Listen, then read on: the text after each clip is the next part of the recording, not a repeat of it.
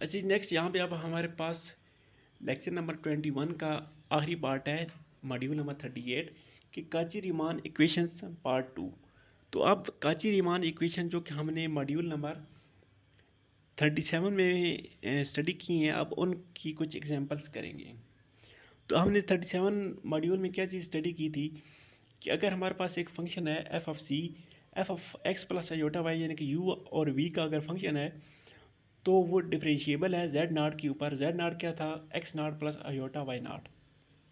तो उसमें काची-रीमान equation satisfied होती थी। काची-रीमान इक्वेशन हमारे पास क्या है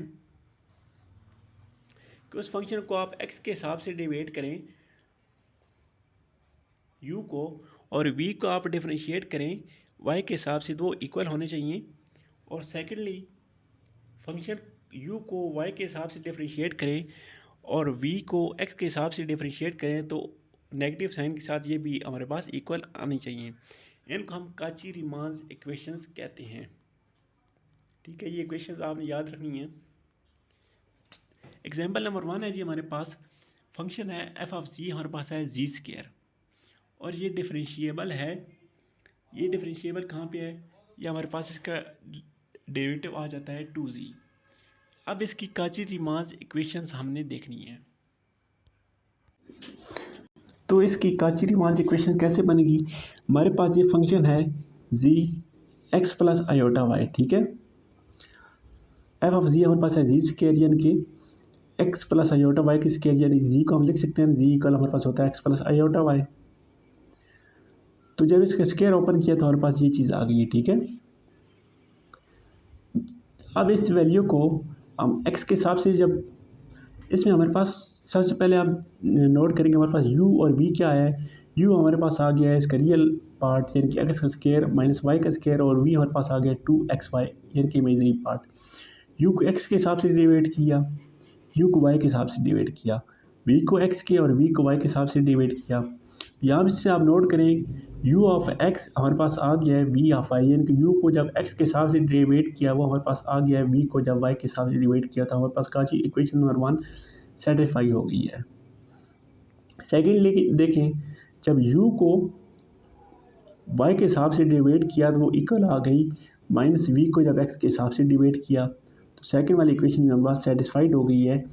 तो इसकी ये हमारे पास काची-रीमान इक्वेशन सेटिस्फाइड हो गई। ये फंक्शन हमारे पास डिफरेंशिएबल था तो इसकी काची-रीमान इक्वेशन हमारे पास सेटिस्फाइड हो गई है।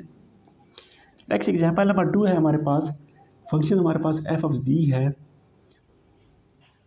जेड कंजुगेट, और ये हमने बताना है कि ये कहीं भी डिफरेंशिएबल नहीं है, ठीक है। तो हमारे पास जी की ये वैल्यू आ गई, तो जी कंजुगेट की हमारे पास ये वैल्यू आ गई है, ठीक है। अब इसमें रियल पार्ट इसका क्या आ गया है? ये आ गया है, इसका इमेजिनरी पार्ट ये आ गया है। अब u को x के हिसाब से डिवाइड किया, u को y के हिसाब से डिवाइड किया, v को x के हिसाब से किया, v को y के हिसाब से डिवाइड किया। यहाँ से आप देखें u को जो x के हिसाब से डिवाइड किया, v को y के हिसाब से डिवाइड किया, वो इक्वल नहीं आ रहा है, ठीक है। 1 नॉट इक्वल है -1 के। इस तरह सेकेंड इसकी इक्वेशन हमारे पास सेटिस्फाइड हो रही है, लेकिन फर्स्ट इक्वेशन इसकी सेटिस्फाइड नहीं हो रही, तो मीन्स ये हमारे पास डिफरेंशिएबल नहीं है। काची-रीमान इक्वेशन हमारे पास सेटिस्फाइड नहीं हुई। एग्जांपल नंबर 3 है जी, हमारे पास फंक्शन है f of g z conjugate का स्क्वायर है जब जेड नॉट इक्वल टू 0 है। जब जेड इक्वल 0 है तो ये हमारे पास 0 है, और ये हमने बताना है कि not differentiable at z not equal 0 in through the Cauchy Riemann equation, जिसकी काची-रीमान इक्वेशन हमारे पास सेटिस्फाइड हो जाएंगी 0 0 पे। तो ये वाला हमारे पास फंक्शन है। तो इस फंक्शन में आप देखें,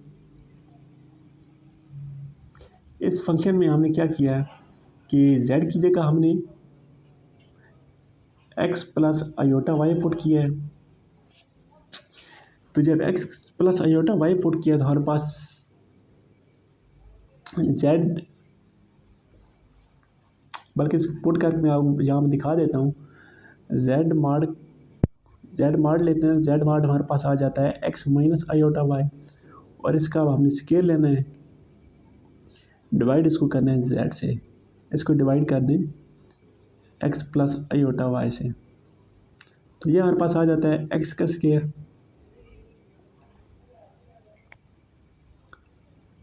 प्लस वाई का square -2 iota x y divided by x plus iota y. ये चीज़ आ गई है। तो अब इसको x माइनस आयोटा वाई से मल्टीप्लाई भी करते हैं और डिवाइड भी करते हैं।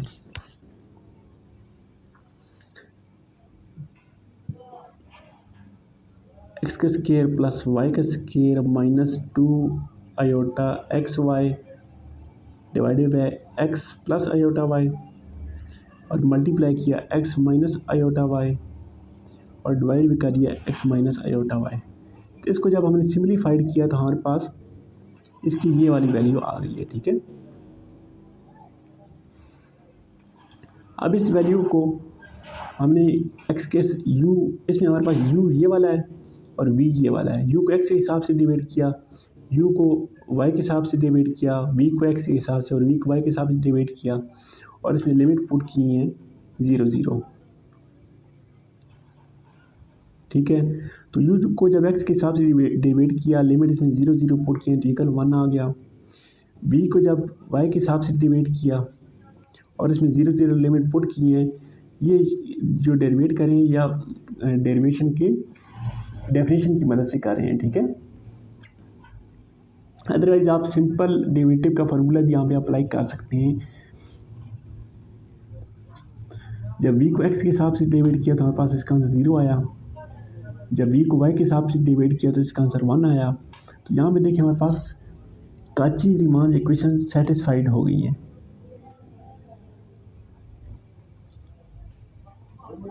स्टेप 2 क्या है जी, अब हमने इसकी डिफरेंशिएबिलिटी चेक करनी है। तो इसकी डिफरेंशिएबिलिटी चेक करने के लिए इसको डायरेक्ट डिफरेंशिएट करते हैं। तो डायरेक्ट इसको डिफरेंशिएट किया तो इक्वल 1 आ गया। तो along y axis at line x को हम t लिखते हैं और y को t लिखते हैं। तो t limit approaches to 0 put करते हैं तो यहाँ पास -1 आ गया। तो x एक्सिस के अलॉन्ग इसकी आंसर हमारे 1 आया, y एक्सिस के अलॉन्ग इसके आंसर -1 आया। तो इसका आंसर हमारे पास अपोजिट आ गया। तो इसका मतलब ये फंक्शन हमारे पास डिफरेंशिएबल नहीं था, लेकिन इसकी काची रीमान इक्वेशन हमारे पास सेटिस्फाइड हो रही थी।